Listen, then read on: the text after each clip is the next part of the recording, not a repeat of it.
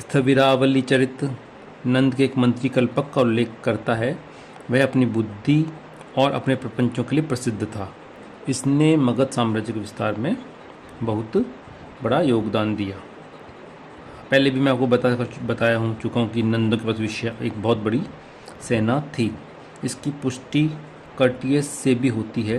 Courteous के अनुसार नंदों की सेना में 20,000 अश्वारोही और 2 लाख पैदल और 3,000 हाथी सम्मिलित थे। इतनी बड़ी सेना नंदों के पास में थी।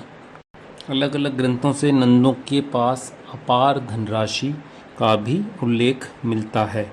वेंगसांग कहता है कि नंद के 5 बहुमूल्य कोषों का उल्लेख करता है। मुद्रा राक्षस नंदों को अर्थरुचि और नवती शद्रव्य कोटाश्वरा बताता है।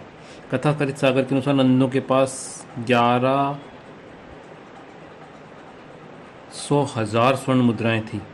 महावंश और दीपवंश का कथन है कि उसने गंगा के गर्भ में स्थित एक शिलाखंड के नीचे लगभग 40 कोटि स्वर्ण मुद्राएं छुपा रखी थी। इसी प्रकार के उल्लेख हमें तमिल की रचनाओं में भी मिलता है। उपरोक्त सब उदाहरणों से हम ये बोल सकते हैं या कह सकते हैं कि महापद्म नंद के पास में असंख्य धनराशि थी। पुराण कहते हैं कि महापद्म नंद के पश्चात उसके 8 पुत्रों ने 12 वर्षों तक शासन किया। महाबोधि वंश के अनुसार अंतिम नंद राजा का नाम धन था और संभवतः यूनानियों का अग्रमीज या अग्रसेन भी वही व्यक्ति था और इसी घननंद का विनाश चंद्रगुप्त मौर्य और चाणक्य ने किया था। नंदों की उपलब्धियों की बात करें तो उन्होंने गंगा घाटी के निर्बल राजवंशों का अंत करके एक सुदृढ़ साम्राज्य की स्थापना की। इस साम्राज्य में लगभग संपूर्ण उत्तर भारत या उत्तर भारत के अधिकांश भाग सम्मिलित था। साथ ही दक्षिण का कुछ प्रदेश भी इसमें सम्मिलित था। उन्होंने पृथकवादी प्रवृत्तियों को समाप्त कर एक शक्तिशाली केंद्र की स्थापना की।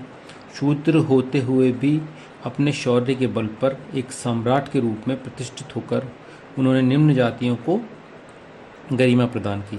जाति विरोधी जैन धर्म को अपनाकर उन्होंने जैन धर्म को राजर्षय दिया और उसके सामाजिक समानता के सिद्धांत को बल दिया। राजशेखर लिखता है कि पाटलिपुत्र में एक विद्या केंद्र का विकास किया गया जहां दूर दूर से विद्वान ज्ञान अर्जन करने आते थे। नंदों के राज्य के प्रमुख 2 आधार थे, एक सेना और दूसरा कोष, और नंदों ने दोनों में ही अभूतपूर्व वृद्धि की।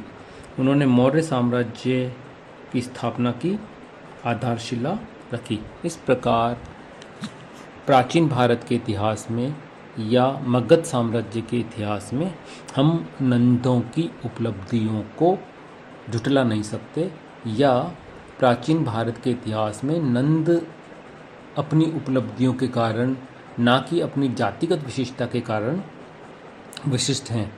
उन्होंने चंद्रगुप्त मौर्य या मौर्य साम्राज्य और बाद में गुप्त साम्राज्य, इन सब की आधारशिला रखी। अपने उसके दो राजा थे, दोनों ही बहुत शक्तिशाली थे और अनुभवी राजा थे। इस प्रकार हमने देखा कि मगध साम्राज्य के उत्कर्षों में नंदों की भूमिका को भुलाया नहीं जा सकता। धन्यवाद।